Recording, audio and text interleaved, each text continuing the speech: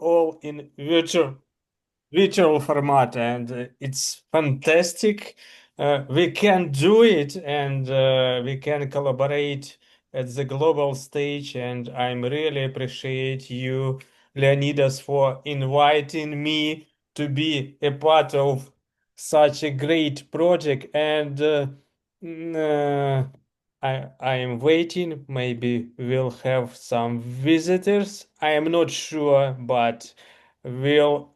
Oh, we have a lot of. Just one moment. I am a moderator here today because my AI agent declined from Zoom. I don't know why. Because I have new engine. I don't know. But in effect, Zoom does not work properly today. I don't know why. Right. It's all right. I mean, things happen. It's a Invitation, glitch. everything. Yeah, invitation, everything does not work properly, and something horrible. We have a holidays in Spain, and and in effect, anyway, Leonidas, tell your story about. The book idea. Why? Because I was a part of this project, and I see a big support from real audience, simple people, citizens, I don't know, not professional. And everyone tell me, oh, cool, but I don't know anything about smart cities, etc., etc., etc. And I'd like to hear your story. You're welcome. The floor is yours because your engine, the core of this project. Thank you, Val, and thank you for inviting me in this in this presentation, in this discussion. Uh, and of course, I would like to thank you for also contributing to this book that I'm going to present. Could I share a screen? I will not use slides in detail, but it would be useful for the participants to have a view of what we're talking about. Could I do that? Yeah, sure, sure. You're Yeah. welcome. So you asked me about the story. Well, this started back in 2021, and the reason was um, although gap analysis is something usual for people who participate in the SDOs, which means maybe these are unknown words for the common people, to investigate what kind of standards work in a particular domain. However, uh, in smart city area, dated back in this year in 2021, this was quite complicated and confusing, which means there were several standards coming from different organizations. And this was very complicated, especially when you had to go at a national level. I had the experience from the ITU, like working with Rami in several domains. And I realized the complexity and how hard it is for a foreigner, for someone who is not an expert in standardization, to locate what is going on in this area. And this would be very useful for the academia, for students, and for professionals. That was the idea behind the development of this book. And it was, let me admit, it was a very hard process. It lasted almost 3 years to develop because mainly the contributors came from the SDOs, which is a different story compared to the academia. With the academics, it's easy to generate a chapter, but people who work for these organizations were hard. So this is the book actually, and the link where the people can locate it. It has been published from Springer Nature in late 2025, and it is analyzed in, let me show the structure, in 4 parts beyond the introduction and conclusion, uh, including the explanation of the context with the use of KPIs, the presentation of the international area, some supranational and some national areas in the end, and finally some case studies. So this is a first idea about this context. I don't know if you have some other questions, or I could proceed with some discussion about what is going on in this particular book. I think I have a lot of questions, but I'd like to hear Okay, your story, and it was definitely. unexpected for me. You started in 2021 because I was at the finish.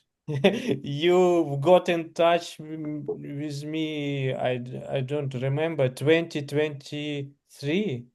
I think, 2023, exactly. yeah, 2 years. 2 years. Mhm. It's long way, and I do understand. You have a lot of obstacles because yes, No, I know, I know. And by the way, we'll do the record, and we don't have a lot of participants here, but we'll do a big marketing after event. We'll sure. be work with content, with videos, and Citiverse Valencia is the only just one step. We'll have AI Canada 2026, and we'll have Citiverse Valencia 2027, and in this way will share all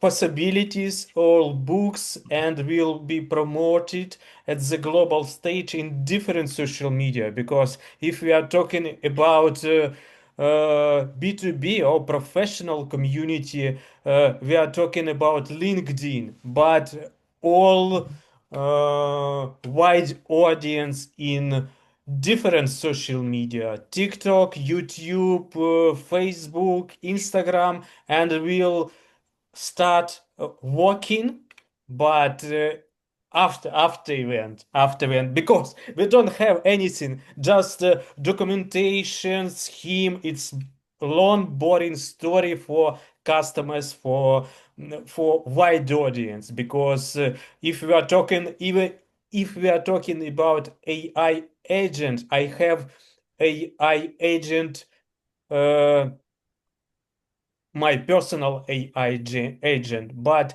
without visualization, it's not cool. It's not cool. You're It's right. boring. So we We need visualization, and indeed, I will be happy to share all opportunities. I'll put all links. We'll share all information, but uh, any project. First of all, faces. We have faces. You, Rami, I am, and a lot of, and we have a lot of authors, but we have a difficult situation at the global stage. We have a lot of duties in our lives, family, etc., and we'll share all possibilities. I think it will be absolutely different story.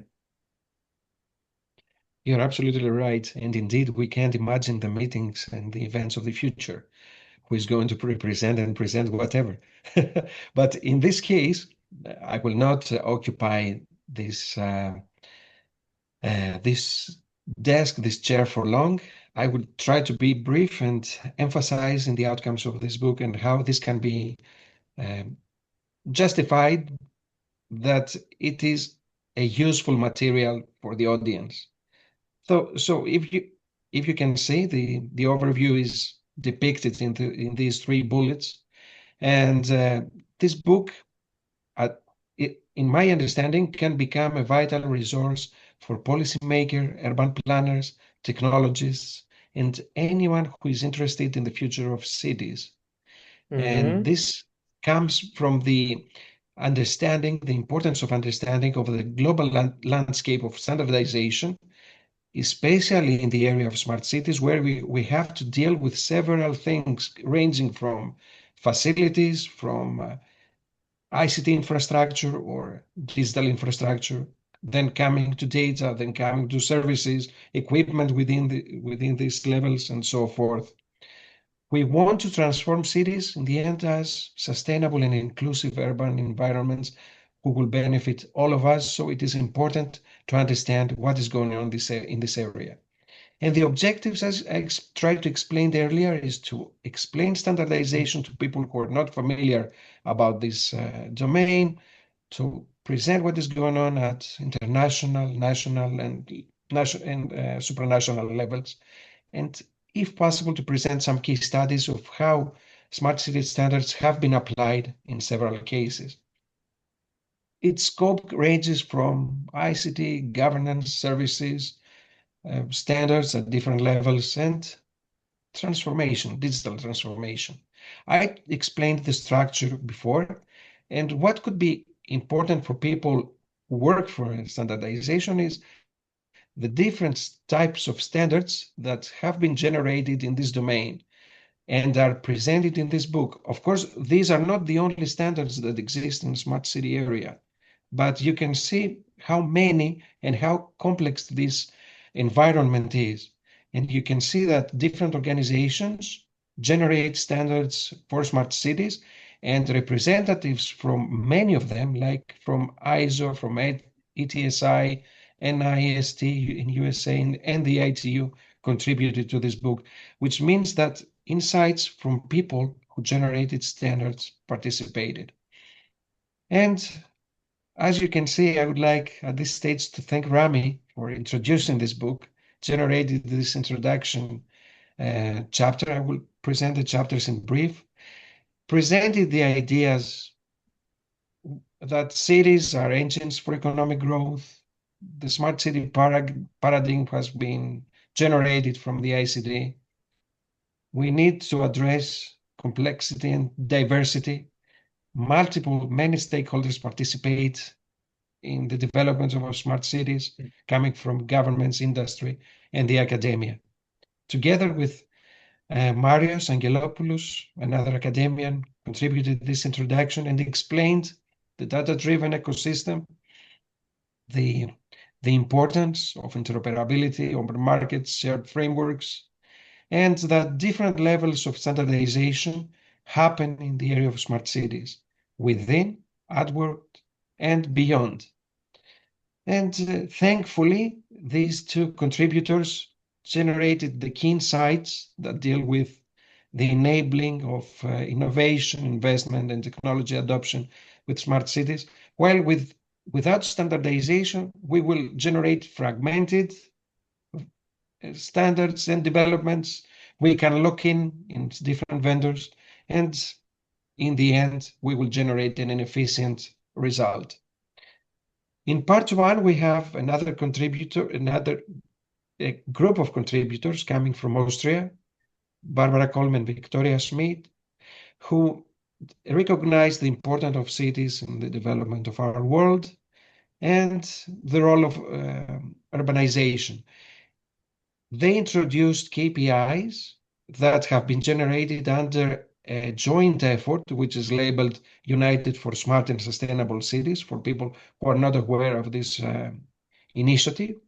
And the focus of KPIs is both measurement, but recognize the sustainability progress and support policymakers in calculating and meeting the objectives of smart city development. In part three of this book, we collected a very insightful chapter from the ITU.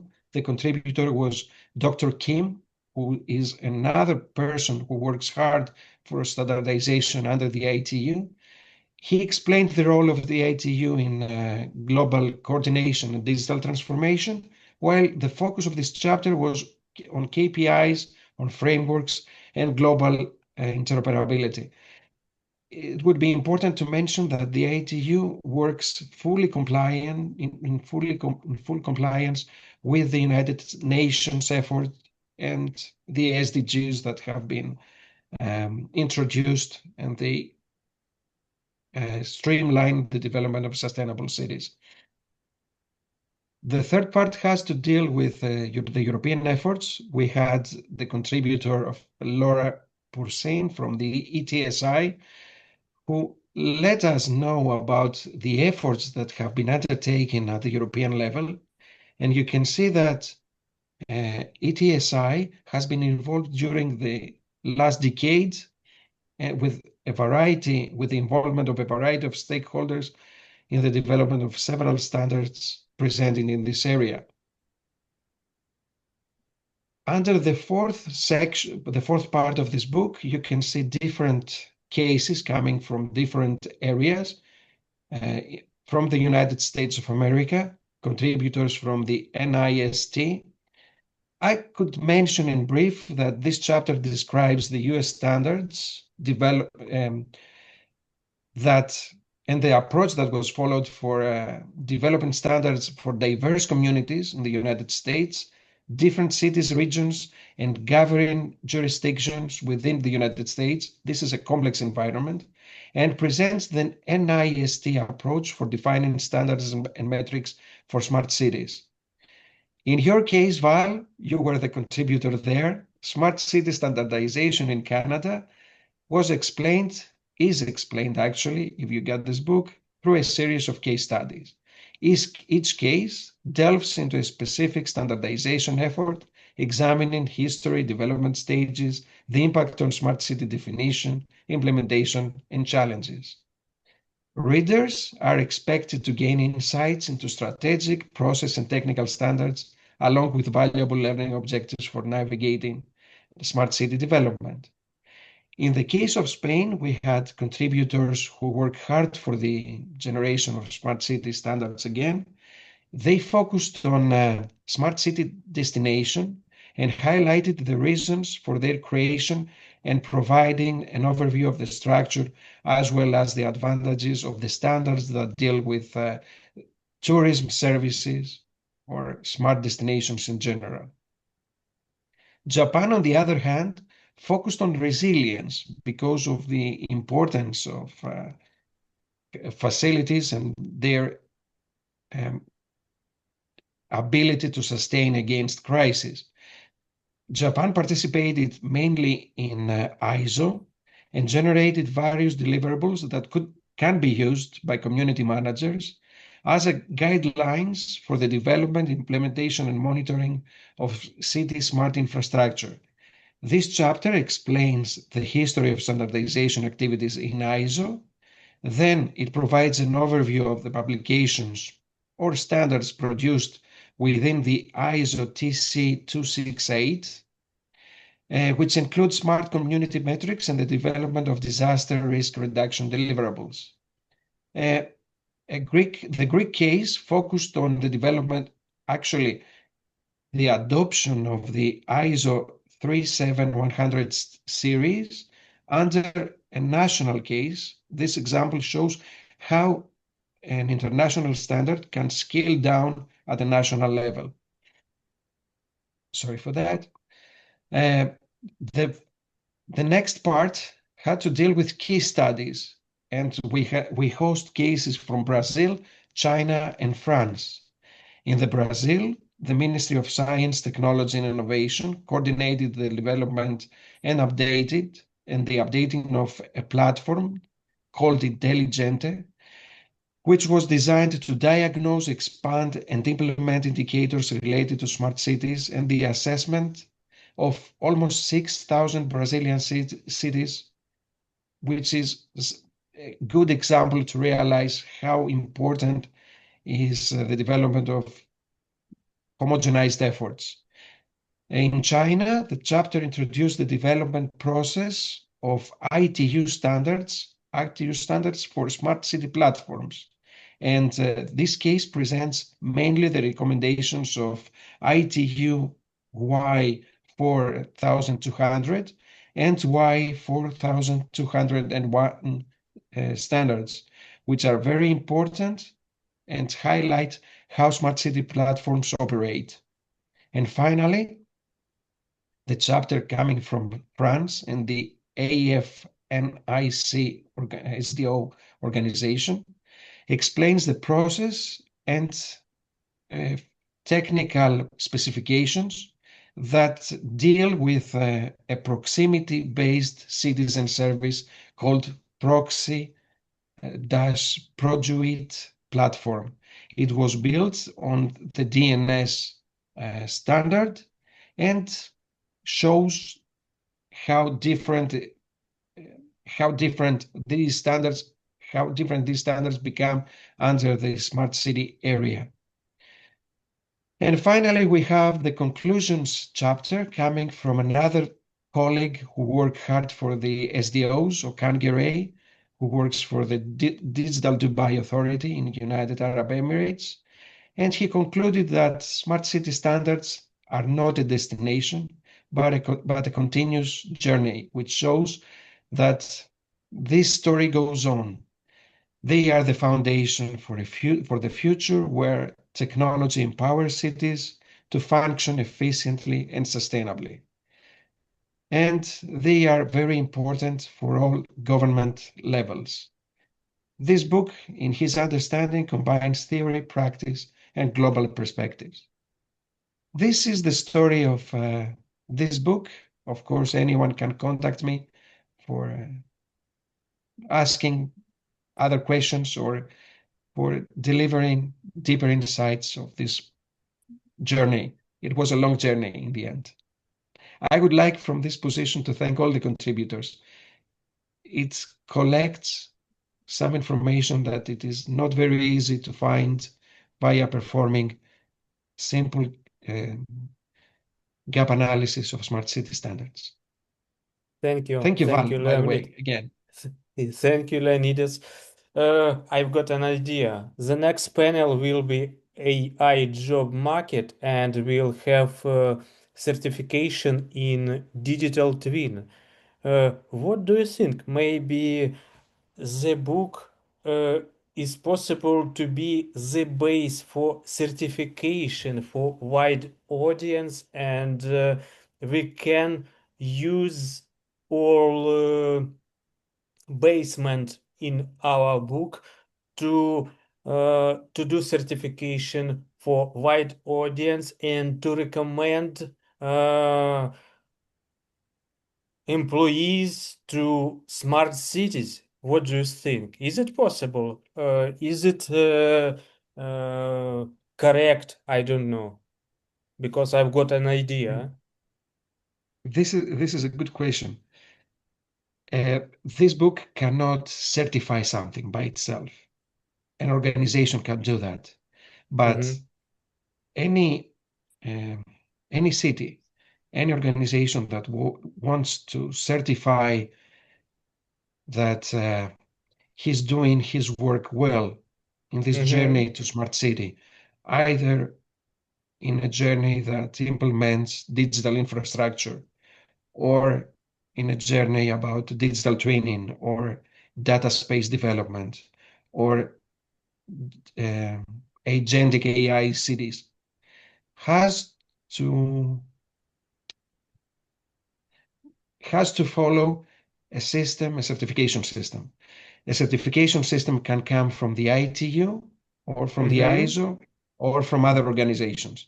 This is something that the people can understand after they reading this book, but they have to follow a different certification process to Got it. Got it. perform it. Yes, got it. Thank you. Thank you so much for your presentation, and thank you for a fantastic book and fantastic project. I'm really appreciate you. I've got an opportunity to be a part of it. It was unexpected for me, truly speaking, because I've never mm, I cannot imagine I will be able to be a part of it, and I'm really appreciate you for the an opportunity. Rami, if you have some remarks, some question, you're welcome because we are talking, you're listening. It's all right. It's all right. Just for time management, how much time do I have? 5 minutes and plus 10 minutes, 15 minutes. 15 15 minutes. minutes, yeah. 15 minutes. All right. That would be plenty. All right. First of all, thank you very much for having me. And I would like to express my sincere thanks, really, to my friend and colleague Leonidas. We go way back. We have worked together for so many years in the ITU and also under the U4SSC initiative. He's a great researcher and a great scientist, and I always enjoy working with him on multiple projects. First, a little bit background very quickly on me. I have more than 20 years of experience driving standards development effort activities at the international level.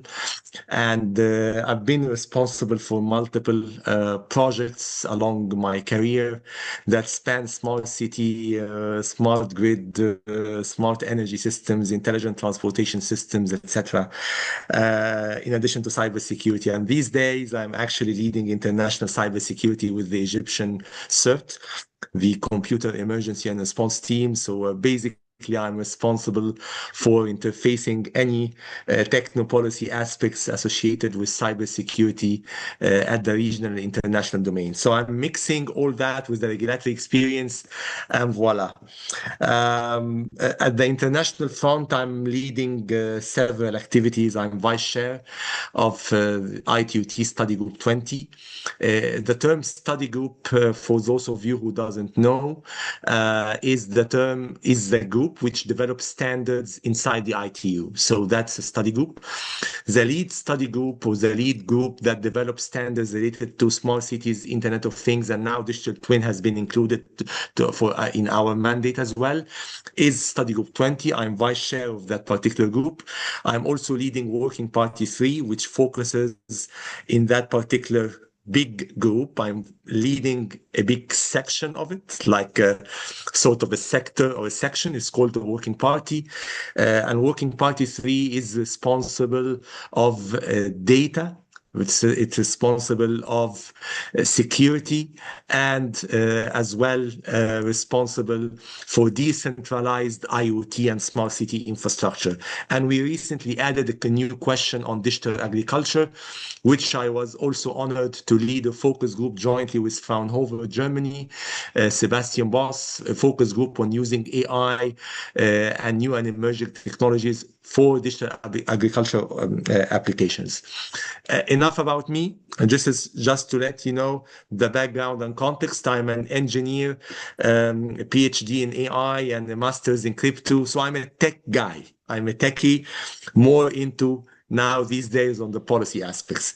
So about the book. The book was a very interesting exercise. Leonidas is a brilliant guy. And the idea of bringing practitioners together from multiple backgrounds. As you can see, I have a particular set of expertise, line of expertise. Together with Marius, who co-authored with me, actually I co-authored with him that particular book chapter. Marius is a great and a brilliant professor. He's not with us, unfortunately, in this session, but he's from at that particular point in time, he was a professor at Bournemouth University in the UK and leading multiple aspects. In particular, he was very interested, I believe, many years back on crowdsourced systems that uses IoT. He is coming from the academic background, the academic universe. We joined forces in the ITU. I helped him out in order to introduce that academic idea into actually a new ITUT standard. At that time, in 2019, there was nothing of that sort to develop a particular standard for IoT-based crowdsourced systems. And the idea came to join forces for that particular chapter to showcase what is a standard, what is an international SDO, and what are the different classes and different categorization, if I may, of the international standardization landscape, because this is important. If you don't understand the overall landscape, you will not be able to navigate with ease. As you can see from the presentation done by Leonidas, you would see that multiple countries and multiple stakeholders had different approaches. Some were working very closely using the IoT as the ITU as a platform. Others used ETSI, and others used ISO and IEC. We have seen the US, which is an ecosystem in itself, mainly relying on US standards. In particular, we're talking about NIST and we're talking about ANSI-related standards. China has a different methodology and a different approach. Japan, we have seen the case of Japan. So what's happening? I will try in a 5 minute, time deadline or time limit to explain to you that whole mess, right? So first, standards and standards bodies represent stakeholder views. Take note of that, Val. Stakeholder views. We call it stakeholder viewpoints.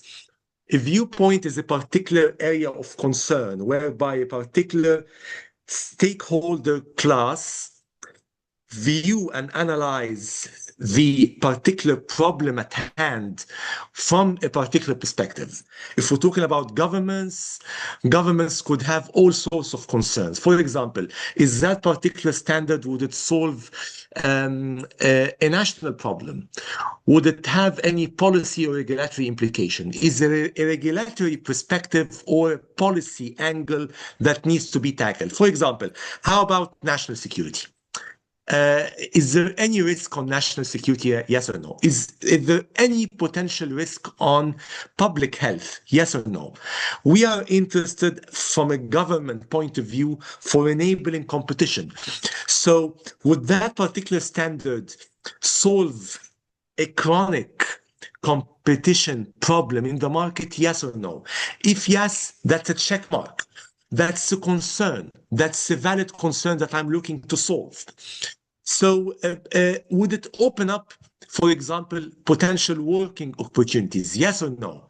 Would it create jobs?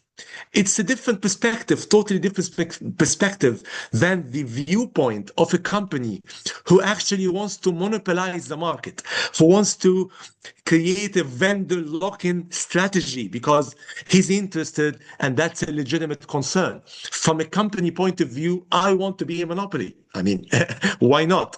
Because I report to my constituents, to my stakeholders who are investing in the company and they want the maximum return. So the companies usually, when they are developing a particular standard, they, aside from the work in the SDO, whether that is national, regional, or international, they file IP, international intellectual property rights. They file patents in order to protect their investment and their innovation. And inside the SDOs, we are not allowed to discuss patents and to discuss commercial agreements. But there is a particular patent policy that every SDO needs to abide and as every SDO needs to take care of. And that is basically a policy whereby a particular a patent holder would then be able to license his innovation for whomever is going to use that standard. So again, back to the perspective or the viewpoint. So from an industry point of view, folks working in standardization have a business interest. and an economical interest. And they want to preserve that. And one way of preserving that is, so why would a company come and invest and send a team of 20 persons to an international SDO? That's time, money, and effort in order to understand all the rules and procedures of how you can develop a particular standard. What? Yeah. Are they stupid or what? Of course not. There's a particular business interest behind it. So whenever there's a business interest, this means that there is return on that investment. And this return comes from licensing, and it comes, aside from the patenting point of view, it comes also from the idea of opening up new markets by means of interoperability. If my solution gets to work with the solution of a competitor in a particular jurisdiction, whether that is, for example, Greece, European Union, Africa, Egypt, US, whatever, then I am in a better position to provide my services to a wider audience. So that's a different viewpoint. A third viewpoint is that of the consumer and those working for the public good, for the social benefit. And that's a totally different perspective. The beauty about the SDO, any SDO, is that it combines all these areas of concerns, viewpoints, holistically inside a single room, debating, fine-tuning, compromising. We call it consensus building. So from an academic point of view, while you may be researching what is the best solution for a particular problem, from a technical point of view, you always find competing and different perspectives coming from different backgrounds. And this does not necessarily mean it's a bad thing. A standard is not, by definition, the best. Of course, it is the best, but I will tell you why. But it is not necessarily the optimum technological blah, blah, blah from that angle. It's a consensus effort whereby you bring technical merit with social value, with politics, with policy, in order to satisfy the wide range stakeholder composition of that group. This is what is. Excuse me. 2 minutes. 2 minutes. 2 minutes. I think Yeah. I sent you. I explained the key idea. So in 2 minutes, if I want to wrap up, standardization is a big thing. Get in touch with me or with many of the authors of those driving that book to understand further how you can develop your standards. Standards internationally complement each other because we have a different membership composition. ITU membership is different from ISO, different from IEC, different from those working in de facto specifications group. For example, guys who are driving specific technologies and, for example, Zigbee Alliance or something like that. So we are working on multiple levels, multiple jurisdictions complementing each other. And I thank you very much for the opportunity.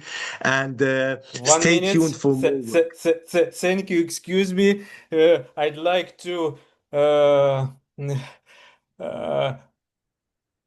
thanks to everyone. Thank you, Leonidas, for perfect project. Thank you all others, and we'll be happy to promote this project at the global stage. And I really appreciate you for your time, for your patience, for responsibilities. Thank you very much. Thank you both for your kind words, and I hope really a nice journey to this book and to become a useful material for all in this area. And thank you, Rami and Val, for your contribution. Thank you. Thank you. Thank you. Hope to see you in person soon.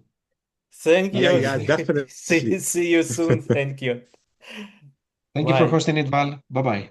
Bye.